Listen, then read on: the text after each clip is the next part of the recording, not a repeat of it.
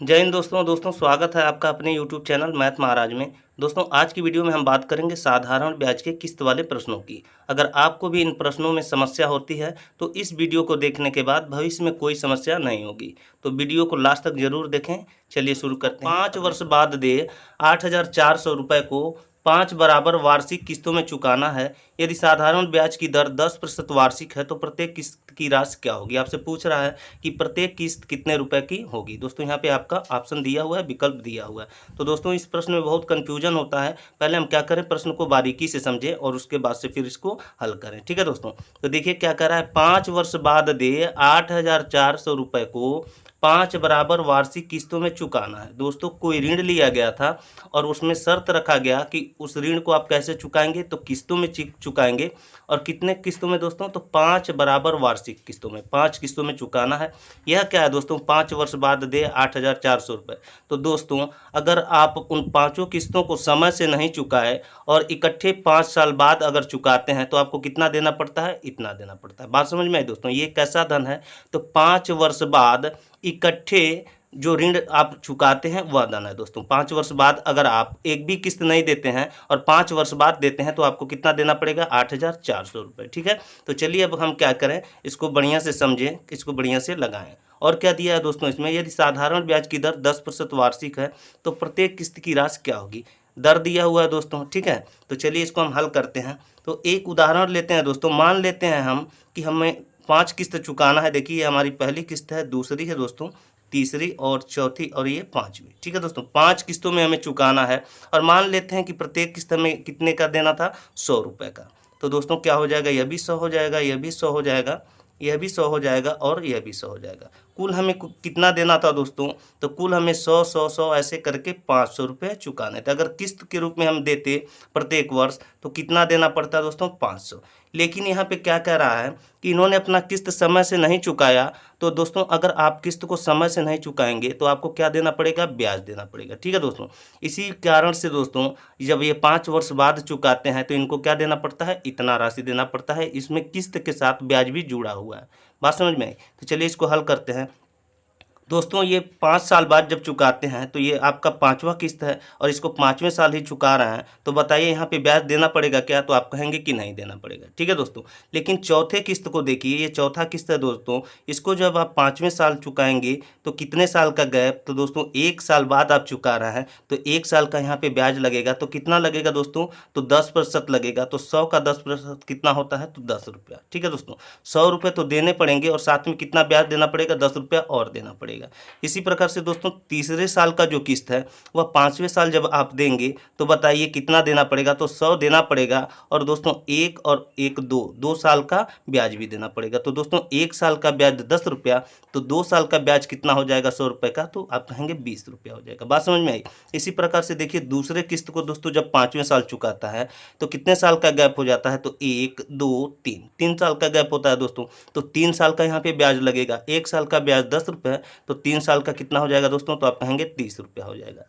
और इसी प्रकार दोस्तों जब पहले किस्त को 5 साल बाद जब चुकाता है ये, तो क्या होता है दोस्तों, तो 1 2 3 4 4 साल का गैप बनता है। तो 4 साल का ब्याज देना पड़ता है दोस्तों। 1 साल का 10 रुपये, तो 4 साल का कितना हो जाएगा, 40 रुपये।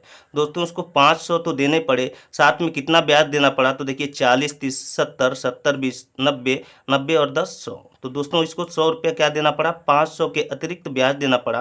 तो 100 दोस्तों अगर 500 में जोड़ेंगे तो कुल कितना देना पड़ा दोस्तों, तो 600। अगर ये 5 साल बाद चुकाते हैं, सभी किस्तों को समय से नहीं देते हैं, 5 साल बाद देते हैं, तो कितना देना पड़ेगा दोस्तों, 600 रुपये। और दोस्तों यह भी क्या है, 5 साल बाद दिया हुआ राशि है और यह भी दोस्तों क्या है, 5 साल बाद दिया हुआ राशि है। ठीक है, तो दोनों क्या हो जाएगा, बराबर हो जाएगा। तो आप लिखेंगे दोस्तों 600 की वैल्यू कितनी, तो 8,400। पूछ क्या रहा है आपसे, प्रत्येक किस्त की राशि क्या होगी, तो प्रत्येक किस्त आपने कितना माना, 100 रुपये। तो 600 की वैल्यू 8,400, तो 100 की वैल्यू क्या हो जाएगी दोस्तों, यही आपको निकालना है। तो चलिए कैसे निकालेंगे, 8,400 में 100 से गुणा हो जाएगा दोस्तों और 600 से क्या हो जाएगा, भाग हो जाएगा। चलिए 2 जीरो से 2 जीरो काट लीजिए, 6 से काटिए इसको, 6 एकम 6 बचेगा, 2 हो जाएगा 24, 6 चौक को दोस्तों 24 होता है। ठीक है, 14 से दोस्तों 100 में गुणा करेंगे तो कितना निकल के आ जाएगा, आपका 1400 निकल के आ जाएगा। तो ये 1400 क्या है दोस्तों, तो यह क्या है, आपका किस्त है, प्रत्येक किस्त है। तो वो प्रत्येक किस्त कितने की होगी, तो आप कहेंगे 1400 की होगी। तो बताइए कौन सा ऑप्शन आपका सी है, सही है, तो आप कहेंगे कि सी वाला सही है। ठीक है दोस्तों, बात समझ में आ गई होगी। तो दोस्तों ये तो था आपको समझाने के लिए, हमें इतना सारा करना पड़ा।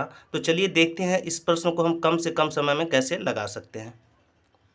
दोस्तों हमने मान रखा है प्रत्येक किस्त हमारा कितने का है, 100 रुपये का है। तो 5 साल में कितना देना पड़ेगा, तो आप कहेंगे कि 500 रुपया देना पड़ेगा। ठीक है, लेकिन देखिए जब किस्त जो है चुकाया नहीं जा रहा है तो 5 वर्ष बाद इकट्ठे अगर जमा करेंगे तो ब्याज भी देना पड़ेगा। तो कितना देना पड़ेगा, तो पहले साल दोस्तों 1 साल तो ब्याज नहीं लग रहा है, दूसरे साल क्या हो रहा है दोस्तों, 1 साल का ब्याज लग रहा है। तो कितना है, 10% है तो 10 रुपया लगेगा।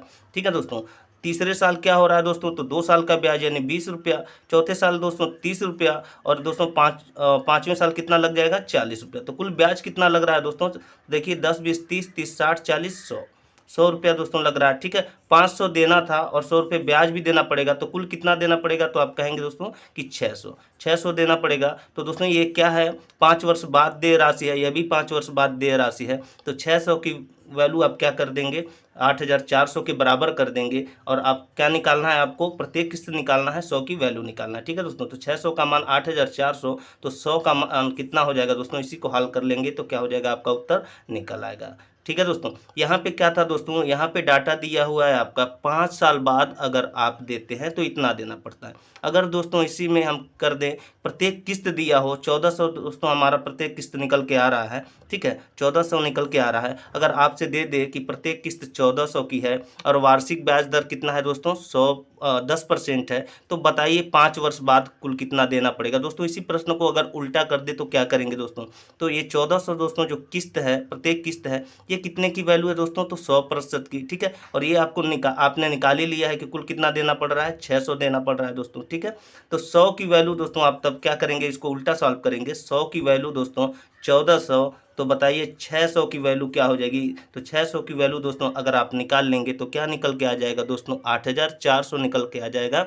5 वर्ष बाद देय राशि निकल के आ जाएगा। ठीक है दोस्तों, तो दोस्तों अगर आप उल्टे तरीके से सोचते हैं तो एक ही प्रश्न में हम क्या कर रहे हैं, 2 प्रश्न बना रहे हैं और दोनों को देख ले रहे हैं। तो बात समझ में आ गई होगी। तो आशा करते हैं दोस्तों प्रश्न आपको समझ में आ गया होगा। अगर वीडियो आपको अच्छी लगी हो तो एक लाइक करें, साथ में हमारे चैनल को सब्सक्राइब करें। तो चलिए मिलते हैं अगले वीडियो में, तब तक स्वस्थ रहें, मस्त रहें। जय हिंद, जय भारत।